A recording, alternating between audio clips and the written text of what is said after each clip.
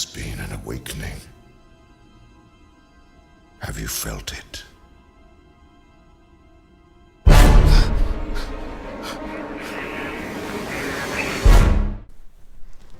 Good, good. Right, yes.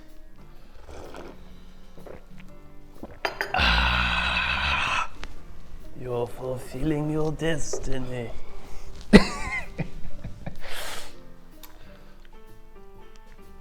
So what are we talking about today? Well, what a surprise. It's that time again when we're talking about Star Wars. Not that we've argued or spoken about the new Star Wars films, the Disney Star Wars films that were before, but we're going to go over and have a look at The Force Awakens and The Last Jedi. We'll probably be here for the next 3 hours or so, I imagine, discussing them, but we're going to have to try and keep it down. Why he's dressed like... No. Why he's, dressed like an idiot and speaking like an idiot is... Well, I am an idiot. Yes, that's true, and I must be an idiot. I am a slow learner. I don't want to be quoting everything all the way. Oh, no. Oh, dear. So, yes. So, where to begin? Well, I suppose we better begin at the start. The beginning. The beginning. I think I've discussed this many times. I've said this many times when people say to me about The Force Awakens, The Last Jedi. I had an initial tentative. I was very dubious about them to start off with because I believed that The Return of the Jedi was the end. It was the perfect ending to the Star Wars saga, taking into account prequels, whatever, anything that came before it. And when Disney said they were going to make Episode 7, I was very nervous about it. Having watched Episode 7 and 8, I still think that Return of the Jedi should have been the end of the saga. I don't think they should have gone. So I'm already in a sort of like patch with them before we start sort of like reviewing them properly for what they are. It's I just wish they'd left it at Return of the Jedi, unfortunately. But anyway, Force Awakens. The Force Awakens. Well, initially when I watched it, I mean, when it came out, it was the first Star Wars film in about 10 years. Mm-hmm. When did it come out? 2015? Mm-hmm. So that's 10 years. It was 10 years post Revenge of the Sith. Revenge of the Sith. And, everyone was hyped about it, new Star Wars film. Of course. In a decade. I mean, I was still buzzing. Despite all my reservations, I was still buzzing about it. Definitely. And then it hit, and going to watch it, I was very underwhelmed. It looked like Star Wars. They had the visuals were spot on. The score was fantastic, I thought. The action, very, very good. But it looked like it was, but it didn't feel like Star Wars for me straight off the bat. However, as you said, and you have said before, it was the first of a new generation, if you will, of Star Wars films. So you could almost let it get away with it to a point. I think you can almost let it, you think, okay, what are they actually going to do here? And then it all started to go wrong. Yeah. When I first watched it, I mean, I really liked it, to be honest. It's very similar, almost beat for beat, for New Hope. It gets really on the nose when the last 10 minutes when they're fighting Starkiller Base. But as you said, I mean, it was like the jumping off point. It was somewhere where, it was like a soft reboot. They could use that to sort of take it in in any direction they wanted to. Yeah. I mean, The Force Awakens is not my favourite Star Wars film. No. And it's the big difficulty they have is well, it's not a difficulty.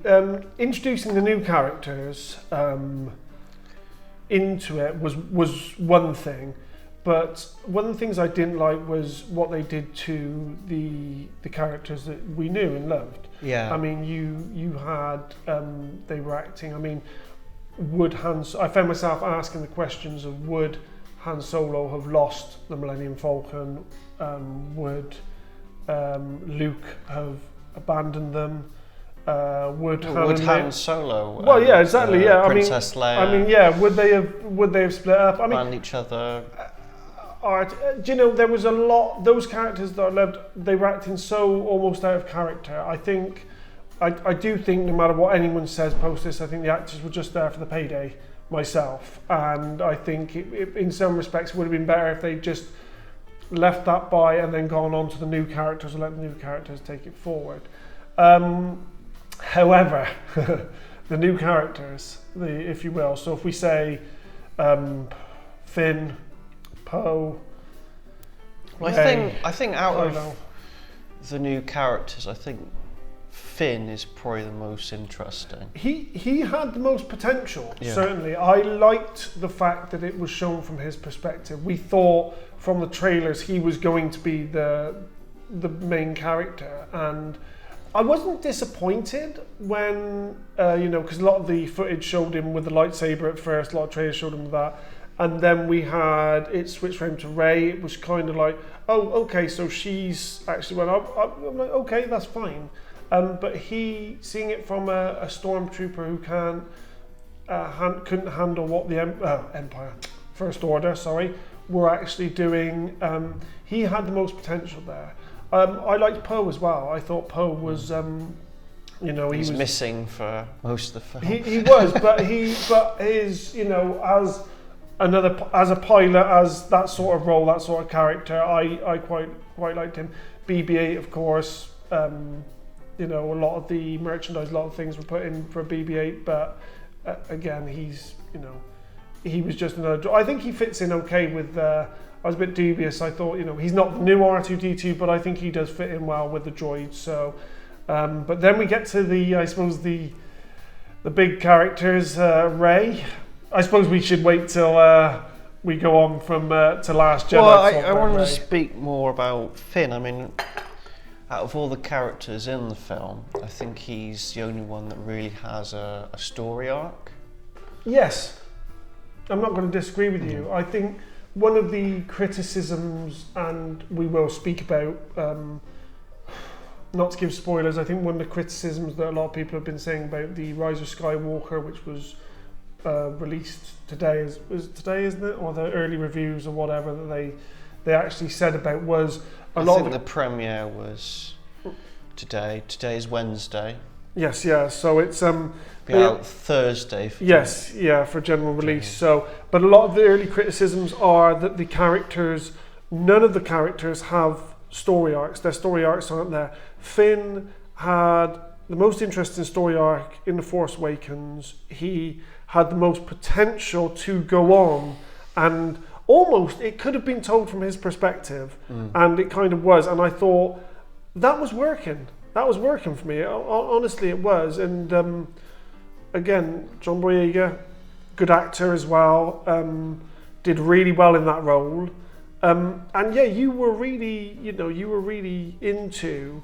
Like I said, it was his art that we were hoping to see developed, and then unfortunately got tragically shut down, really, to be honest, by at the end, and then into, of course, the Last Jedi as well. Yeah.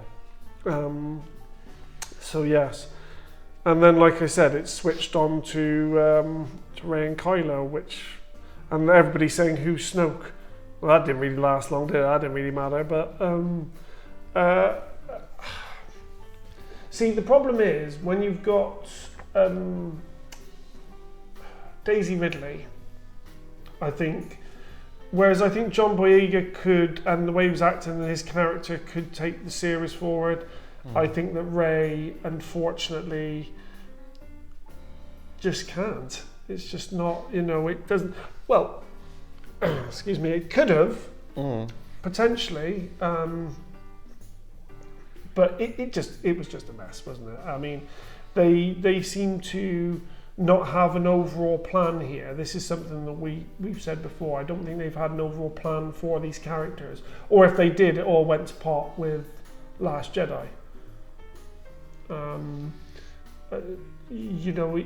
think at the end of Force Awakens and going into Last Jedi, I think the most interesting character you think, okay, so they've cut Finn off here, they've changed Poe, they're looking at Rey, so you think, okay, they might develop the character of Kylo Ren a bit, because his arc then starts to develop and his go between what he did at the end of Force Awakens when he killed Han Solo to then going on to the thoughts about his struggle with light and dark, and then him wanting to get rid of everything and take over. So you think, okay, they're taking him forward now, but again, that might not. Then I'm worried about the Rise of Skywalker, because they're going to take these characters and where these characters are then going to go after this. I mean, you didn't like Last Jedi, did you? No. At all? No. I found it. I actually liked it. I thought it was entertaining. I just, maybe it's because I didn't like The Force Awakens as much, and I think what that had done to the Star Wars saga at that point, I thought to myself, I thought I don't really care what people thought. I said, The Last Jedi trashed The Force Awakens. I don't care about that, because I didn't really like The Force Awakens. But looking at The Last Jedi in depth, unfortunately, it is a flawed film as well. There are a lot of flaws there. It's not just a bad Star Wars film. It's a bad film in general. Someone told me today that someone was actually taking that film to schools and things like that and said, this is not how to make a movie. Yeah, I heard that as well, that they were showing it in. I think that's harsh myself, but I do think you have to look at a lot of the stuff that's there.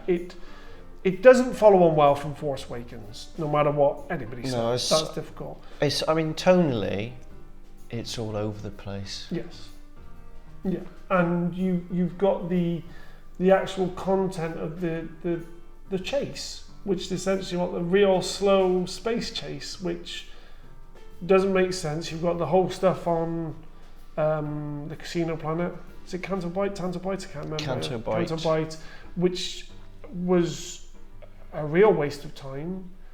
And again, the whole film itself feels like, they wrote it in a rush sort of thing, and that was just filler to try and sort of. Yeah. They didn't have a plan. No. It's as simple as this. They didn't have a plan. I mean, the story of Last Jedi doesn't make any sense. The more you think about it, the more. The funny thing was with it, loads of people who went to see it first said, when I spoke to them about it, they said, I really enjoyed it. I thought it was brilliant. And then slowly, as the critical reception and as other people started saying, said this movie is absolutely rubbish. People started saying, and I don't know whether it was an Emperor's New Clothes thing, or if it was the fact that they were just, over time, you look at the film, even people who liked it look at the film and think, hang on a minute, that's tripe. That is, there's bad stuff in there. And I don't know. I mean, be interesting to go back and watch it again now, thinking, I will try and watch Force Awakens and Last Jedi before I go to watch Rise of Skywalker, because just to see how things marry up. Are you going to watch Rise of Skywalker? I'm going to watch Rise of Skywalker, but I don't need to watch those. I don't need to watch those two films again. Yes. It all ended in Return of the Jedi. They made a horrible mess of this, haven't they, Disney? No matter what anyone says, no matter what people think of the other stuff. They had a chance to take the story forward, and they blew it. They didn't have a full-on flowing story. They didn't have an art. They didn't have an idea of where it was going to go. I think with everything that you need to have some direction, some vision there, and I don't think it should be placed. The blame should be placed on either J.J. Abrams or Rian Johnson or anything like that. Obviously, you have to have a plan. You have to have a plan, and you have to know what's come beforehand, and work on that sort of thing. And you know, Well, I mean, George Lucas apparently had a story treatment for the films, the sequel trilogy, and they just basically threw it out the window. Yeah, they ignored it. And you know, we have expanded universe stuff in books, in comics. Whatever people thought of that, a lot of people thought, oh, that's trash. There is some good stuff there as well, I think. But whatever you thought, there were things there which I believe all of it was much better than what we've got. I have no idea. Everything, you know, you think to yourself, I mean, let's just take another example here. How are the First Order still so powerful, still the dominant force in the universe after the Empire was defeated? They say they're not, but they are. Maybe we'll find out in Rise of Skywalker. Oh, I'm sure we will. I can only imagine what some of the explanations will be. I think what's really bad here is that when a new Star Wars film came out, I used to get the buzz, and like I said, the buzz up. Right back to Force Awakens, I had a real buzz about it. Now, with Last Jedi, I think the trailers were really good, and the way it was painted, I did get buzzed up about that as well. I will admit that. But since then, since like Rogue One, when we've had Solo, I was not excited to watch Solo. When we have this, I'm not excited to go and watch this film, whereas ordinarily I would have just gone and watched it either opening night or something like that. The excitement's gone, and is it because of the series as a whole, or did these films just suck it out of us? Do you know what I mean? Well, I think it's films of these type in general. I mean, it's like the Marvel movies when they produce. I'm not a big fan of Marvel, to be honest.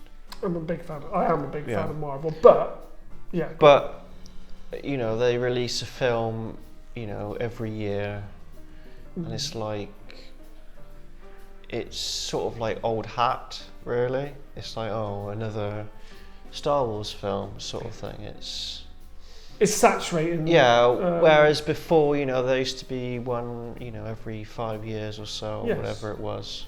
And that makes sense. And yeah, you do saturate and you get fed up with it. On Marvel, not to go on a sideline, even with Marvel though, you can do different films. You can do other things with it. I honestly think that they're going to go the same way. I think that now that they've got their end point, really Avengers Endgame is a finale. That's it. They shouldn't really do any more. They might be able to do the odd superhero individual movie here and there, but if they try and do something with a big arc and tie things up, I think they're going to mess up.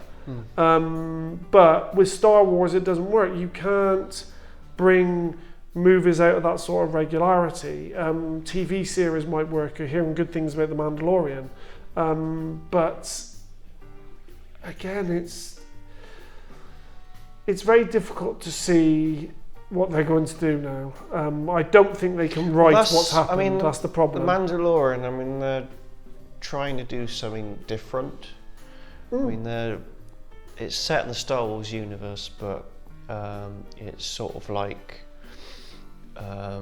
going on with sort of the old sort of Western sort of, you know, TV series and films. And that's that's it.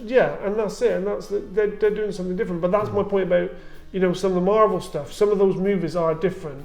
The big superhero team-up movies aren't, but some of those movies are different. You've got like the more espionage ones and things like that. If they did that with Star Wars, you think they could pick certain characters or certain stories. Again, go to the books.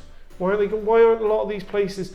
Why don't? And the same could be said about Alien, Predator, and all the other series. Terminator.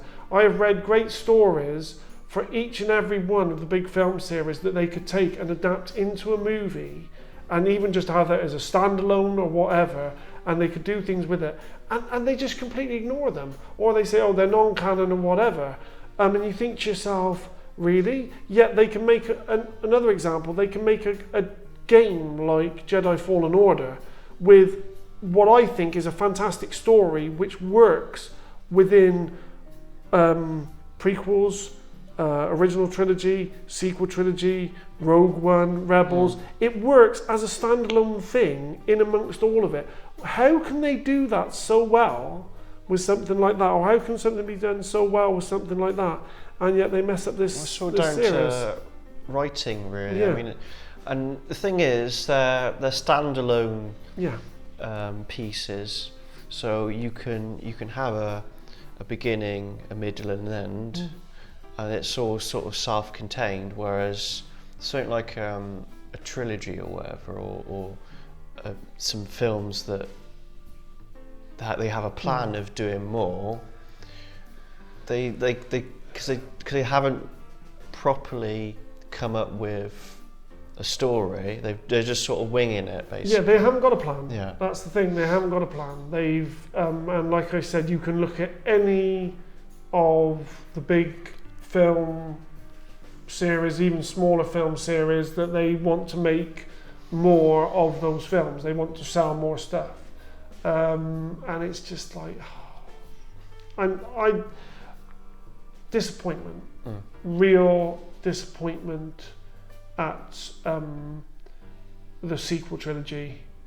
I don't know how they're going to finish it. I think they didn't know how they're going to finish it. You hear rumours of reshoots and changed endings and all sorts of stuff. Obviously we'll review Rise of Skywalker at some point, I'm sure. But it just leaves a bad taste in my mouth. Do you know what I mean? It's just, there's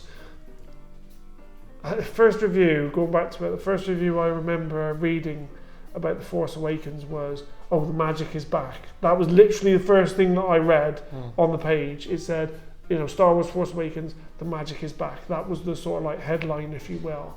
And if it was, I didn't feel it at all. It just wasn't there. Well, I mean, I felt it when it first came out. Did you think it was the same though? Did you feel it the same as? Well, I mean, even as the prequels. I won't say original trilogy because that's very, very difficult to sort of replicate. But, or maybe you did. I mean, yeah. It's Star Wars. I mean, yeah.